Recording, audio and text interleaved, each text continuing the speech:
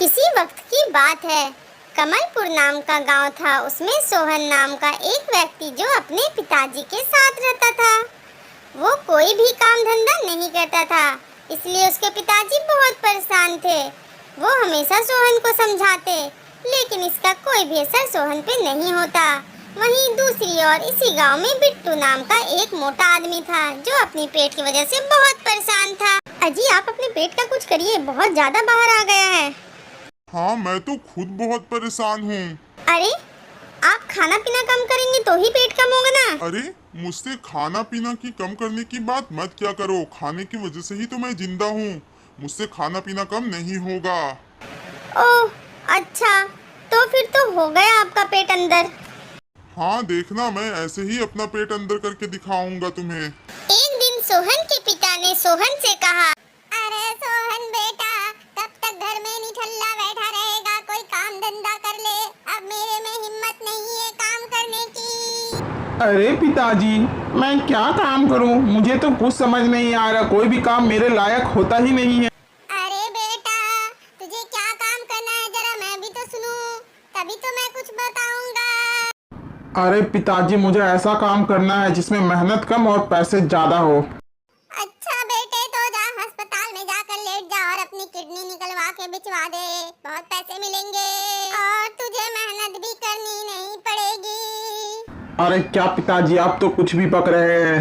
अरे बेटा, मेरी दवा वाली दुकान संभाल ले, उससे तो तुझे कुछ काम भी आता है। इससे हमारे घर का गुजारा हो जाएगा और थोड़ा बहुत पैसा भी घर में आ जाएगा। मेरी बात मान ले मेरे बच्चे। अरे पिताजी, आप रोइए मत, मैं कल से ही जाता हूँ दुकान पर।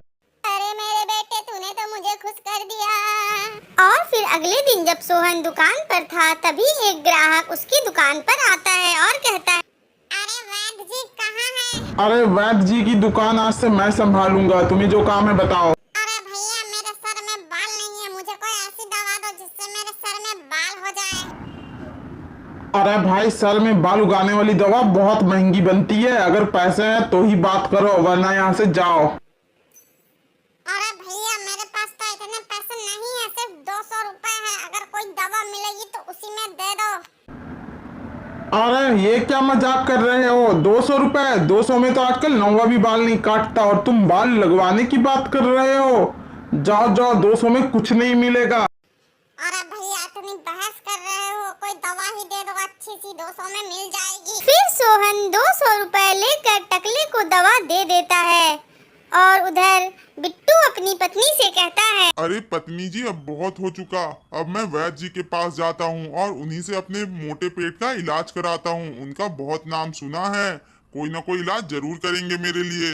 अरे हाँ हाँ, आप जल्दी से जाइए। हाँ, वही गंजा ग्राहक कुछ दिनों बाद सोहन की दुकान पर आता है। अरे भैया, आपकी दवा से तो कोई भी फर्क नहीं पड़ा, मैं टकला का टकला हूँ। अरे भाई, 200 में तो फिर ऐसे ही दवा मिलेगी। बालों को उगाने की दवा बहुत महंगी पड़ती है और उसे बनाना भी बहुत मेहनत का काम। अरे भैया, जितना भी पैसा लगता है मुझे दवा बना कर दो, मैं आपको पैसा देने के लिए तैयार हूँ। इतना कहकर वो ग्राहक वहाँ से चला जाता है और फिर सोहन सोचने लगता है, अरे वाह, लोग तो बाल उगाने के लिए कुछ भी करने को तैयार है। जितने भी पैसे मांगूंगा दे देंगे।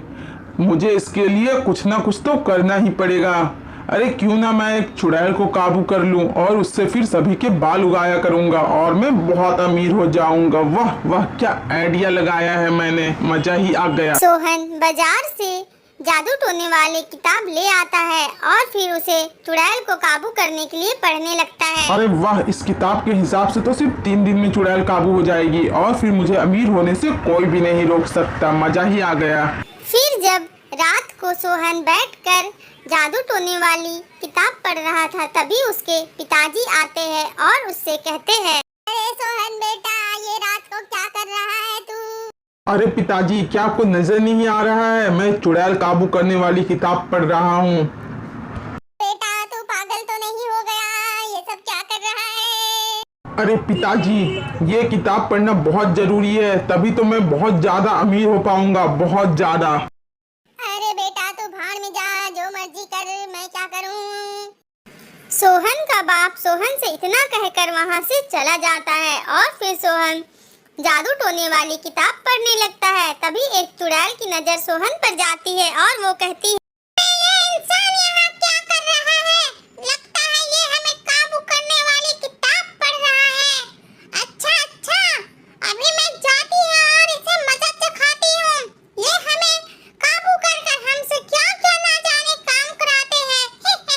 अभी बताती हूँ, रुको, मैं तुम्हें मजा चखाती हूँ।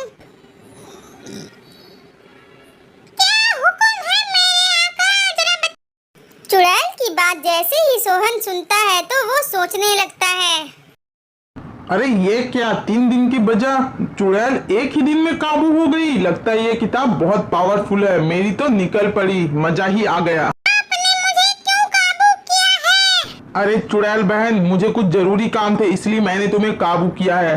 कुछ गंजों के सर में बाल उगाने हैं और मोटों को पेट अंदर करने हैं। हाँ हाँ मेरे मालिक, जो काम कहोगे हो जाएगा। अरे हाँ हाँ, मुझे पता है, मैंने तुम्हें काबू कर लिया है। मैं जो कहूँगा तुम वही करोगी और तुम्हारी शक्ल बहुत गंदी और डरावनी है। अरे मालिक, आप मेरी शक्ल पे मत जाओ, मेरे काम तो देखो। अरे हाँ हाँ ठीक है, कल मेरी वैद वाली दुकान पर आ जाना। और फिर अगले दिन जब सोहन अपनी दुकान पर था तभी बिट्टू उसके दुकान पर आता है और कहता है, भाई साहब, मैं अपनी पेट की वजह से बहुत परेशान हूँ। मुझे कोई ऐसा दवा दीजिए जिससे मेरा पेट कम हो जाए। अरे हाँ हाँ, कोई दिक्कत नहीं है। मैं तुम्हें ऐसी दवा दूंगा जिससे एक ही दिन में तुम्हारा पेट अंदर हो जाएगा, लेकिन पैसे बहुत लगेंगे। अरे भाई प्लीज मुझे जल्दी से ये दवा दे दीजिए, मैं पैसे देने के लिए तैयार हूँ। हाँ हाँ भाई, देता हूँ। फिर सोहन चुड़ैल बुलाने वाली मंत्र पढ़ने लगा।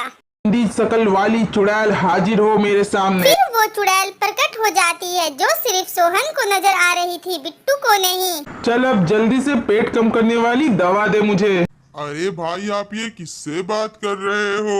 अरे भाई, मैं अपनी अंतर आत्मा से बात कर रहा हूँ। और फिर चुड़ैल सोहन को दवा दे देती है और सोहन वो दवा बिट्टू को दे देता है। घर जाकर ये दवा खा लेना, एक दिन में तुम्हारा पेट अंदर हो जाएगा। ये सुनकर बहुत खुश हुआ और पैसे देकर दवा लेकर अपने घर चला गया। और चुड़ैल उसे देखकर हंसने लगी और कहने लगी, पता चलेगा जब ये दवा खाएगा। इस गंदे इंसान को तो मैं सबक सिखा कर रहूंगी। बिट्टू घर आकर जैसे ही दवा खाता है उसका पेट और भी बहुत बड़ा हो जाता है। अरे ये क्या, इस नकली वैद्य ने मुझे कैसी दवा दी है? इससे तो मेरा पेट बहुत बड़ा हो गया है। मैं अभी पुलिस को लेकर उसके दुकान पर जाता हूँ और उसे मजा चखाता हूँ। फिर जब बिट्टू पुलिस लेकर सोहन की दुकान पर आया तो सोहन उसे देखकर डर गया। इंस्पेक्टर साहब, यही है नकली दवा देने वाला। इसके वजह से मेरे पेट का क्या हाल हो गया है, मैं सांस भी नहीं ले पा रहा हूँ। बाप रे, मैं तो मर गया।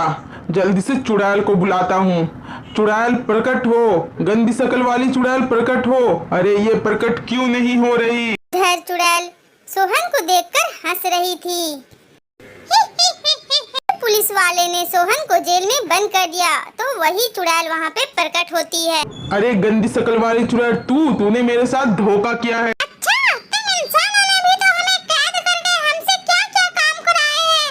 हमारी नानी को भी नानी याद दिला दी है तुम लोगों ने। अरे चुड़ैल बहन, मुझे माफ कर दो, मुझे यहाँ से बाहर निकालो।